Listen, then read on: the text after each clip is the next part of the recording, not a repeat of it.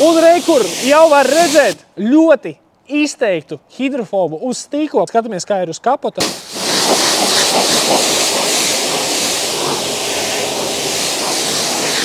Un arī te ir ļoti labs hidrofobs. Nu, ko mašīna tev ir pakalpojusi vairākus gadiņus, hidrofoba vispār nav.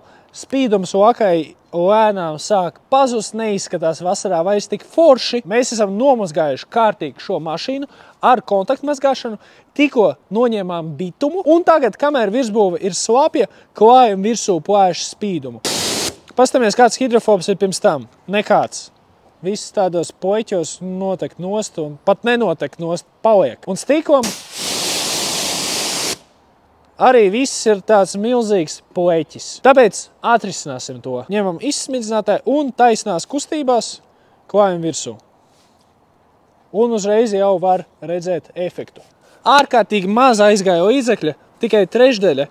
Šī gan ir mazāka mašīna, tāpēc lielākai mašīnai aizies līdz pusei. Vairāk klāt nav jēgas. Un tagad ļoti svarīgs solis, ko nekādā gadījumā nedrīkst aizmirst. Pēc uzklāšanas negaidot un nežāvējot, skalojumu uzreiz nost. Skalojot, tu izlīdzini spīdumu pa virsmu un aktivizē hidrofobu. Un rekur jau var redzēt ļoti izteiktu hidrofobu uz stīkla. Skatāmies, kā ir uz kapota.